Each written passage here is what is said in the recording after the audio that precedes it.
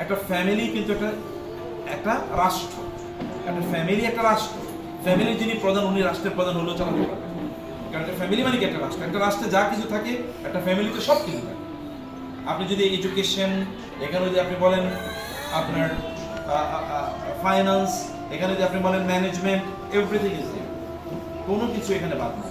তো ফলে একটা বাচ্চা মানুষের সন্তানদেরকে মানুষ হিসেবে গড়ে তোলার জন্যে আমাদের রিগোরাস ম্যানেজমেন্ট লাগে, রিগোরাস প্রসেস লাগে। আর এই কাজগুলো আমরা একাকি কখনো করতে পারবো না। মা একাকি চাইলে এটা করতে পারবেন না, বাবা একাকি চাইলে করতে পারবেন না, এবং মা বাবা একাকি মিলও করতে পারবেন না। We need institutions. এবং এই কারণে দেখেন যুগ যুগ ধরে আল্লাহ তাআলা নবী রাসূলদেরকে পাঠিয়েছেন। নবী রাসূলদেরকে কেবলমাত্র পাঠান নাই, তার সাথে কি পাঠিয়েছেন?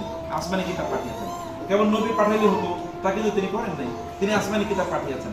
আবার কেবল আসমানি কিতাব পাঠাইলে হতো তা কিন্তু তিনি করেন নাই, তিনি নবী রাসূল পাঠিয়েছেন। পিতামাতা আছে, নবী রাসূল আছে, আসমানি কিতাব আছে। তার মানে একটা কি প্যাকেজ। আপনি প্যারেন্টস এবং স্কুলের মাদ্রাসার syllabus as well as teachers, মানে এই প্যাকেজের মধ্যে থাকতে হয়, তাইলেই কেবল গুড হিউম্যান বিং তৈরি হয়। এই ট্র্যাক থেকে যারা বের হয়ে গেছে তারা হতে পারে দুনিয়ার দৃষ্টিতে তারা উন্নত, কিন্তু সত্যি করে তাদের কোনো লাইফ নাই, সত্যি করতে তার কোনো লাইফ নাই। আপনি দেখবেন কিছু কিছু মানুষের আমাদের এই অঞ্চলে এরকম হয়েছে, কারণ হাজার হাজার কোটি টাকার মালিক, কিন্তু তিনি এক টাকাও ভোগ করতে পারছেন না। এখন তিনি পালিয়ে বেড়াচ্ছেন। গোটা পৃথিবীতে এরকম হচ্ছে, এটা কেবল বাংলাদেশের কনটেক্সটে না, গোটা পৃথিবীতে এরকম অবস্থা। কারণ তিনি জানেন না আসলে তার করণীয়, এটা তাকে জানাতে হবে। এই কারণে বলছি তার বিয়ে দরকার, এই কারণে বলছি তার এডুকেশন থেকে। কারণ একটা এডুকেশন আপনাকে বলে যে আপনি ইউ নিড মোর, কিন্তু আরেকটা এবং সে বলে না আপনাকে যে কোথায় গিয়ে থামতে হবে। আপনি দৌড় দিয়েছেন, আপনি গাড়িতে স্টার্ট দিয়েছেন, কিন্তু আপনি যদি এখানে ব্রেক যদি না থাকে গাড়ি, তাহলে কি হয় বলুন তো? সামনে গিয়ে অ্যাক্সিডেন্ট করবেন। অতএব আপনাকে গাড়ির ব্রেক থাকতে হয় এবং ব্রেক করা জানতে হয়। এই শিক্ষাটা ব্রেক থাকা এবং ব্রেক করতে জানা, এটা মূলত ইসলামিক স্কুলগুলো, ইসলামিক প্রতিষ্ঠানগুলো মধ্যেই কাজ করে।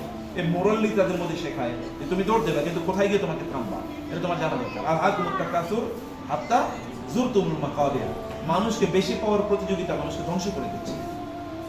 এমনকি কবরে যাওয়া পর্যন্ত সে কেবল আরো চাই, আরো চাই, আরো চাই।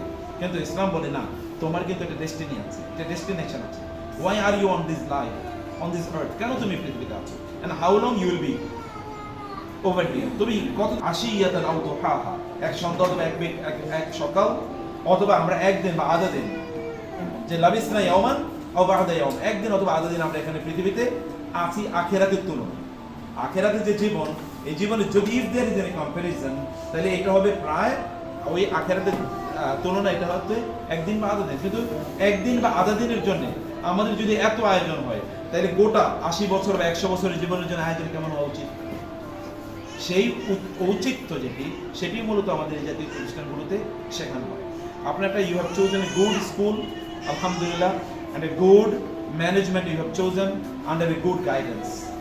আশা করছি ইনশাআল্লাহ আপনাদের সন্তানরা তারা বুঝবে যে তাদের ডেস্টিনি কি, তাদের ডেস্টিনেশন কি। হ্যাপিনেস মানে আমেরিকান লাইফস্টাইল, আমেরিকান কনস্টিটিউশনে বলা আছে liberty, life, liberty and happiness. এটা আমেরিকান কনস্টিটিউশনের মূল বক্তব্য, যে মানুষ এর মূল কাজ কি?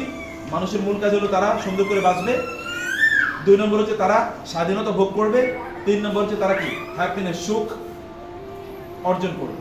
এখন এই লাইফ লিড করতে গিয়ে, অথবা লিবার্টি ভোগ করতে গিয়ে, অথবা হ্যাপিনেস অ্যাচিভ করতে গিয়ে ওরা গোটা জীবন কাটিয়ে দেয়, কিন্তু 3টার একটাও তারা পায় না। যেমন আমরা বলে থাকি, দেখবেন কোনো এক সময় আমরা যেটা করি, টাকা ইনকাম করার জন্য সারাদিন রাত করাই, তখন আর শরীরের দিকে তাকাই না। এবং কোনো একটা সময় শরীর কি ভেঙে পড়ে, তখন ওই টাকা খরচ করি শরীর ঠিক করার জন্য, কিন্তু শরীরও ঠিক হয় না, টাকাও গেছে, দুটো একটাও থাকে না। শরীরও ঠিক হয় না, টাকাও গিয়েছে। একদল লোক তারা টাকা ইনকাম করার জন্য তারা হালাল হারাম অথবা ন্যায় অন্যায় কোনো কিছুই পাচ্ছে না।